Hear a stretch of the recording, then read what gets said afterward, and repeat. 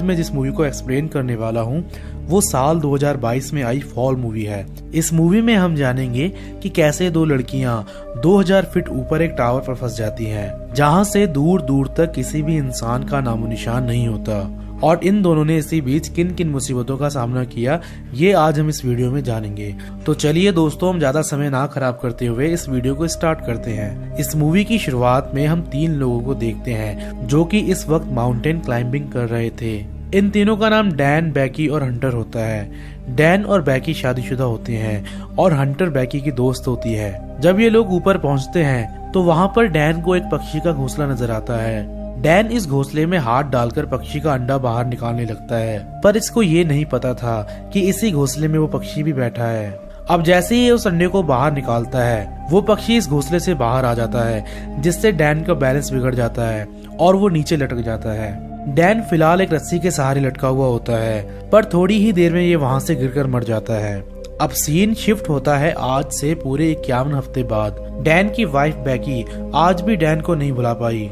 Dan के मर जाने के बाद भी बैकी ने उसकी राख को अपने साथ ही संभाल कर रखा था। अब हम देखते हैं कि बैकी आज की रात सुसाइड करने की कोशिश करती है, पर इसी वक्त इसको इसकी फ्रेंड हंटर का कॉल आ जाता है। ये वही लड़की होती है जो उस दिन इनके साथ माउंटेन क्लाइंबिंग कर रही थी। अब हम देखते हैं कि हंटर इसके घर आकर इसको समझाती है कि इसे डैन को भूलकर अपनी पुरानी लाइफ में वापस चले जाना चाहिए। जिसके बाद हंटर इसको एक फोटो दिखाती है जो कि एक टावर का होता है। हंटर इसे बताती है कि ये टावर 2000 फीट ऊंचा है, यानी इसका ये प्लान होता है कि इनको अब इस टावर पर चढ़ना चाहिए। पर बैकी का इस वक्त किसी भी जगह पर जाने का बिल्कुल मन नहीं था, लेकिन फिर हंटर इसे समझाती है कि तुम्हें इस टावर पर चढ़कर वहाँ से डैन की राख को उड़ा देना चाहिए, जिससे उसकी आत्मा को शांति मिलेगी।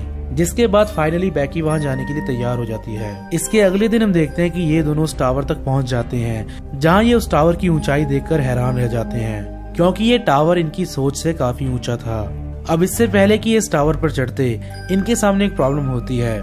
ये टावर बहुत पुराना था, जिससे इस टावर का लोहा सड़ चुका था, लेकिन ये दोनों इस चीज की परवाह करे बिना ही इस टावर पर चढ़ने लगते हैं। अब जैसे जैसे ये लोग ऊपर की तरफ चढ़ते हैं वैसे ही तेज हवाओं ने इनके सफर को और भी कठिन बना दिया था।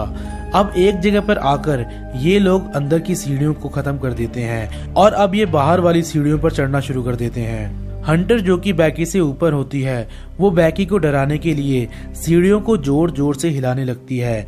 बैकी हंटर को ऐसा करने से मना कर देती है और फिर काफी देर चढ़ने के बाद ये दोनों इस टावर के टॉप तक चढ़ जाते हैं। ऊपर चढ़ने के बाद ये दोनों बहुत खुश होते हैं। अब हंटर जो कि एक ब्लॉगर भी थी वो यहाँ पर अपने ब्लॉग के लिए कुछ रिस्की शॉट्स भी लेती है। फिर हम देखते हैं कि बैकी यहाँ पर डैन की राख को हवा में उड़ा देती है, जिसके बाद इनको लगता है कि अब इन दोनों को यहाँ से नीचे उतर जाना चाहिए। पर दोस्तों, जैसे ही ये दोनों यहाँ से नीचे उतरने लगते हैं इसी पल सीढ़ियाँ टूट जाती हैं। दरअसल दोस्तों, जिस वक्त ये दोनों ऊपर चढ़ रहे थे तब हंटर ने बैकी को डराने के लिए ये सीढ़ियाँ जोर जोर से हिलाई थी। उसी वक्त यहाँ के नट बोल्ट निकल जाते हैं, जिसके बारे में इन दोनों को पता नहीं चल पाया था।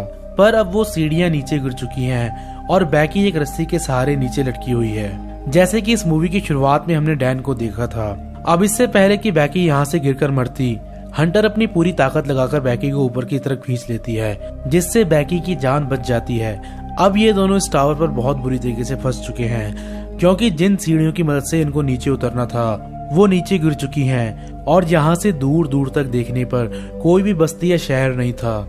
इनके लिए यहाँ पर एक और बुरी बात ये होती है कि जिस बैग में इनका सारा खाना पानी और जरूरी सामान था वो इनसे काफी नीचे लटका हुआ है, जिसे ये लोग ऊपर से देख सकते थे। अब इन दोनों को ये पता चल चुका है कि इनको काफी दिनों तक यहाँ पर मदद नहीं मिल सकती, इसलिए कैसे भी उस बैग को अपने पास लाना चाहते हैं। फिर हम देखते हैं कि इनके पास जो फोन होता है उसमें भी नेटवर्क नहीं आ रहे थे। हंटर अपनी इंस्टा आईडी पर हेल्प लिखकर अपलोड कर देती है ताकि कोई इसे देखकर इनकी मदद कर सके, पर इसके मोबाइल में एक भी नेटवर्क नहीं था, जिस वजह से ये अब अपने फोन को रस्सी के सहारे नीचे लटकाते हैं ताकि नेटवर्क आ सके। पर फिर भी इस फोन में एक भी नेटवर्क नहीं आता। अब ये दोनों एक प्लान बनाते हैं। हंटर इस फोन को अपने एक जूते में डालकर नीचे फेंक देती है, पर ऊंचाई ज्यादा होने की वजह से फोन नीचे गिरकर टूट जाता है। जिसके बाद नीचे इनको एक आदमी दिखता है, जिसे देखकर ये अपना दूसरा जूता भी उसकी तरफ फेंकते हैं। वो आदमी इनका जूता तो देख लेता है, पर उसे लगता है कि ये शायद पहले से ही यहाँ पर रखा था। अब ऊपर हम देखते हैं कि बैकी फ्लेयर गन चलाने लगती है, पर हंटर इसे रोक लेती है। हंटर कहती है कि हमें रात होने का वेट करना चाहिए, क्योंकि रात के अंधेरे में फ्लेयर गन को दूर से देखा जा सकता है। फिर हम देखते हैं कि शाम के वक्त ये अपने सामने एक गाड़ी देखते हैं। ये दोनों अंधेरा होते ही अपने फ्लेयर गन से उनको सिग्नल देते हैं। वो लोग इनको देख भी लेते हैं, पर वो लोग इनकी मदद करने के बजाय इनकी कार चुरा कर ले जाते हैं। ये देखने के बाद ये दोनों और भी ज्यादा दुखी हो जाते हैं। अब आज की रात ये दोनों इसी टावर पर खामोश और हताश होकर बैठे होते हैं। इसी वक्त हम देखते हैं कि बैकी हंटर के पैर पर 143 का निशान देखती है, जिसका मतलब आई लव यू होता है। और ये 143 बैकी को इसका हस्बैंड इसको प्यार से बोलता था। बैकी हंटर के इसके पैर पर लिखे 143 के बारे में पूछती है, जिसके बाद हंटर इसे घबराते हुए बताती है कि तुम्हारे हस्बैंड और मेरे बीच में रिलेशनशिप रहा था। ये सुनने के बाद बैकी हैरान हो जाती है। बैकी को लगता है कि जिस इंसान के लिए इसने अपनी लाइफ स्पॉइल कर दी थी, उसी ने ही इसको धोखे में रखा। अगले दिन हम देखते हैं कि ये दोनों अपने बैग को, जो कि नीचे की तरफ लटका हुआ था, उसे किसी भी तरह ऊपर खींचने का प्लान बनाते हैं। फिर हम देखते हैं कि हंटर ये डिसाइड करती है कि वो इस रस्सी के सहारे नीचे लटककर उस बैग को ऊपर लेकर आएगी। अब जब ये नीचे की तरफ जाती है तो बड़ी मुश्किल से ये उस बैग तक पहुंच जाती है। फिर ये इस बैग को उस रस्सी से बांध देती है और खुद भी इस रस्सी के सहारे लटक जाती है। फिर जैसे ही बैकी ऊपर से इस रस्सी को खींचती है तो तभी इसका पैर फिसल जाता है, जिस वजह से हंटर नीचे गिरने से बाल बाल बच जाती है। अब बैकी हंटर को ऊपर खींच लेती है, जिसके बाद ये लोग अपने बैग से ड्रोन निकालते हैं और उसमें एक मैसेज लिखकर नीचे भेजने लगते हैं। पर ये देखते हैं कि इसी वक्त ड्रोन की बैटरी लो हो जाती है, जिस वजह से इनका ये प्लान भी फेल हो जाता है। फिर हम देखते हैं कि रात को जब ये दोनों सो रहे थे तो बैकी देखती है कि हंटर को यहाँ पर एक गिद्ध खा रहा था, लेकिन ये बस इसका एक बुरा सपना था। इसके अगले दिन बैकी को ऊपर लगी एक लाइट से आइडिया आता है कि शायद ये इस लाइट की मदद से अपने ड्रोन को चार्ज कर सकते हैं। फिर हम देखते हैं कि बैकी बहुत रिस्क लेकर इस 2000 फीट ऊपर टावर पर एक सिंगल पोल पर चढ़ जाती है। फिर हम देखते हैं कि ये उस लाइट को निकालकर अपने ड्रोन को चार्ज करती है। अब जब तक ये ड्रोन चार्ज नहीं होता तब तक बैकी इसी सिंगल पोल पर खड़ी रहेगी। इसी दौरान यहाँ पर इसे एक गिद्ध नीचे गिराने लगता है, जिससे इसका बैग नीचे गिर जाता है। पर नीचे खड़ी हंटर ने इस बैग को पकड़ने का ट्राई तक नहीं किया। फिर जब ड्रोन थोड़ा सा चार्ज हो जाता है तो बैकी नीचे आकर इस ड्रोन को उड़ाती है, लेकिन जब ये ड्रोन सड़क तक पहुंचता है तो वहां ये एक ट्रक से टकरा जाता है, जिससे ये ड्रोन टूट जाता है। यानी इसके साथ ही इनकी यहाँ से बचने की आखिरी उम्मीद भी टूट जाती है। अब इसी शाम को मौसम खराब होने लगता है। इन दोनों के लिए यहाँ पर बुरी बात ये होती है कि अगर यहाँ पर तेज हवाएं चली तो ये दोनों यहाँ से नीचे गिर सकते हैं। अब बैकी को लगता है कि जैसे इन्होंने हंटर के मोबाइल को उसके जूते में डालकर नीचे फेंका था, इसको अपने मोबाइल को भी हंटर के दूसरे जूते में डालकर नीचे फेंकना चाहिए, क्योंकि ये लोग अब और मदद मिलने का इंतजार नहीं कर सकते। पर हंटर इसे कहती है कि मैं तुम्हें अपना जूता नहीं दे सकती, क्योंकि वो तो मेरी डेथ बॉडी के साथ नीचे पड़ा हुआ है। अब दोस्तों हमें पता चलता है कि जब हंटर बैग लेने के लिए रस्सी के सहारे नीचे गई थी तो उस वक्त उसका पैर स्लिप हो गया था। पर दोस्तों सच्चाई तो ये होती है कि हंटर उस वक्त ऊपर नहीं आई थी, बल्कि उसका पैर फिसलने से वो सीधा डिस्क पर गिर जाती है, जिससे उसकी मौत हो जाती है। यानी उसकी मौत के बाद अब तक बैकी के साथ जब जब हंटर दिखी थी वो बस बैकी का वहम था।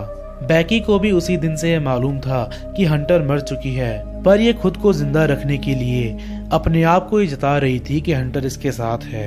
अब शायद आप लोगों को ये समझ में आ चुका होगा कि हंटर ने उस बैग को क्यों नहीं पकड़ा था, क्योंकि उस वक्त वो वहाँ नहीं थी, वो नीचे डिस्क पर मरी पड़ी थी, जिसे इस वक्त गिद्ध नोच नोच कर खा रहे थे। अब हम देखते हैं कि ये जैसे तैसे खुद को इस तूफान से बचा लेती है। हालांकि इस तूफान ने इस पूरे टावर को हिला कर रख दिया था। अगले दिन इसके पास एक गिद्ध इसे खाने के लिए आता है, जिसे ये बड़ी ही चालाकी से पकड़ लेती है और उसे खाने लग जाती है, क्योंकि ये काफी दिनों से भूखी थी।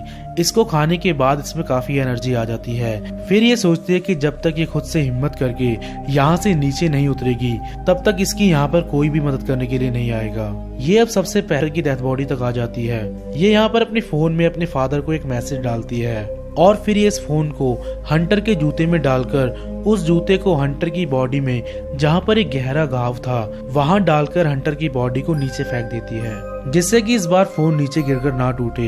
और दोस्तों होता भी कुछ ऐसा ही है। फोन नीचे सही सलामत पहुंच जाता है, जिसके बाद हमें बताया जाता है कि फोन के नीचे गिरते ही उसमें नेटवर्क आ जाते हैं। बैकी के फादर ने इसका मैसेज देख लिया था और अब ये तुरंत ही उस जगह की तरफ रवाना हो जाता है। यहाँ पर आते ही ये हंटर की डेथ बॉडी देखकर रोने लग जाता है, क्योंकि इसको लगता है कि ये बैकी है। पर इसके तुरंत बाद ही हमें बैकी दिखाई जाती है, जिसे देखकर इसके फादर इसे हक करके बहुत रोते हैं और बैकी भी अपने फादर से हक कर बहुत रोती है। जिसके बाद ये मूवी यहाँ पर खत्म हो जाती है। तो दोस्तों ये थी हमारी आज की सर्वाइवल वीडियो।